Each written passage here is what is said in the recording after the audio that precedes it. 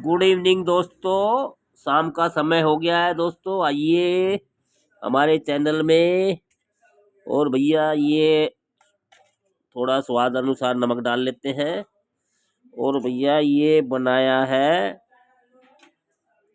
घरवाली ने बना के क्या भेज दिया है, देसी पनीर।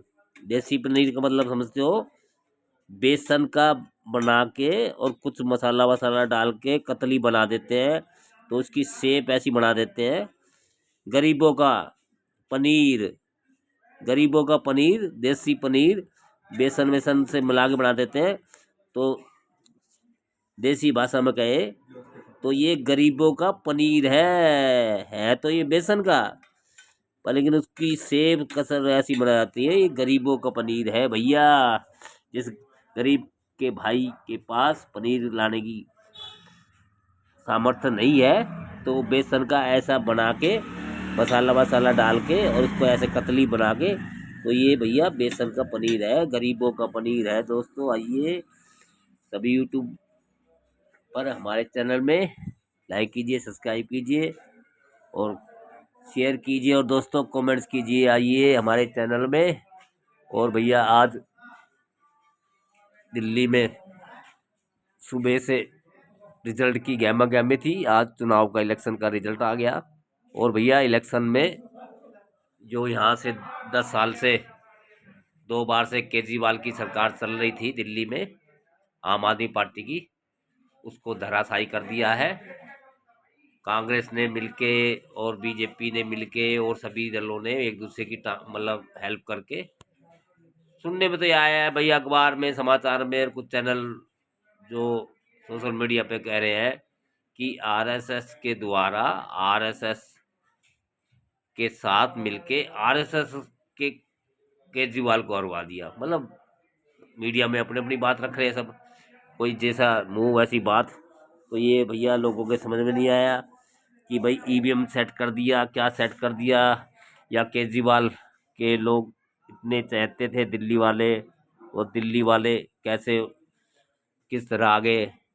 उधर चंद्रशेखर आजाद आ गया, ओबीसी ओवैसी आ गया, ये आ गया, वो आ गया, सब एक दूसरे की टांग में टांग खींचते रहे। हाँ जी बोल, दूध है 29 वाला। हाँ, परदेसी गाय वाला, हमारे पास काली गाय वाला। हाँ होगी सोम पापड़ी भी। सोम पापड़ी कितनी चाहिए?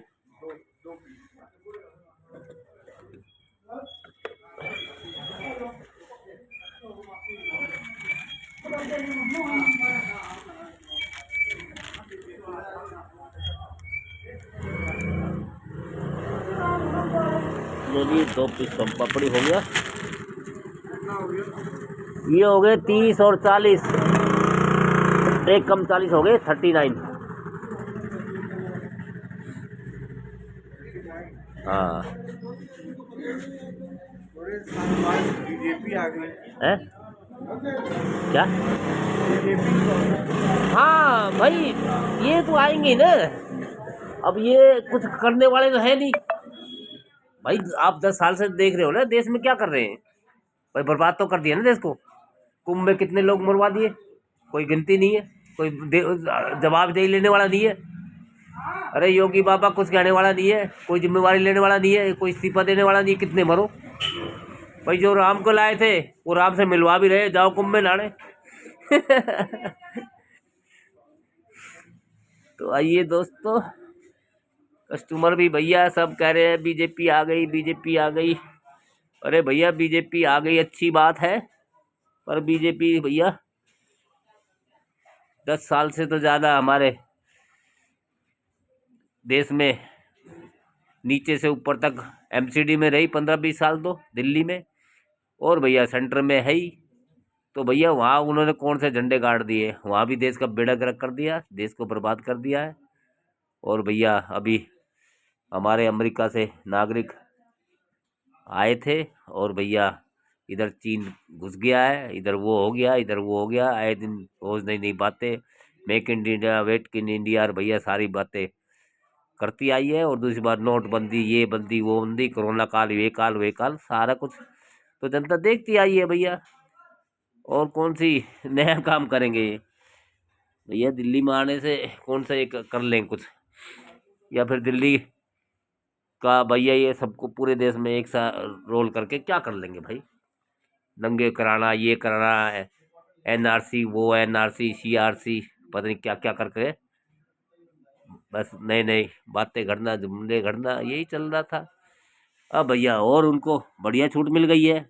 काम धंधा रोजगार की बात किसी ने की नहीं थी दिल्ली में, सबने भैया नई नई स्कीम और सब, वो उससे ज़्यादा बड़ी योजना, वो उससे ज़्यादा, वो 2,000 2,500 दे रहा है तो 3,000 3,500 दे रहा है भैया। सब ऐसे ही जुमलों में चलता रहा मामला। अब ये जुमलेबाजी में किसके जुमले फिट हुए, क्या हुए? और मेन समस्या तो दिल्ली, हमारे इंडिया में जब से ईवीएम आई है, जब से जनता की वोट की कोई वैल्यू कदर या कोई लगता तो है नहीं, क्योंकि भैया उस टाइम में तो पर्ची दिखाई देती है जिसको आप वोट डाल रहे हो, और उसके बाद उन पर्चियों की गिनती भी नहीं होती है। और भैया क्या कहते हैं, फिर बाद में बैलेट। अब एक सीधा सा सवाल तो यही है ना कि अब हमारे दिल्ली में इलेक्शन हुए 5 तारीख को, और उसकी गिनती हुई 8 तारीख को, 8 फरवरी को। मतलब 3 दिन का गैप का मतलब क्या था भाई? अब ये आज सुबह से गिनती हुई तो 10, 11, 12 बजे तक वो रिजल्ट आ गया। तो उस दिन भी तो रात के 6 बजे से 10, 11 बजे तक आ सकता था, लेकिन उस दिन उन्होंने गिनती ना करके और भैया श्री 3 दिन का टाइम ले लिया। तो 3 दिन का टाइम लेने का मतलब तो यही है ना, कुछ ना कुछ तो घालमेल है। तो आइए दोस्तों, ये नई ढंग की सब्जी है, गरीबों का पनीर और रोटी चपाती।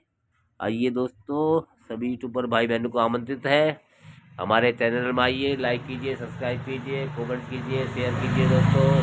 सभी को गुड नाइट, शुभ रात्रि। कल सुबह फिर मिलते हैं नई उमंग नए उत्साह के साथ दोस्तों। आज की मन की बात, मन की भड़ास यहीं तक दोस्तों। आइए सभी को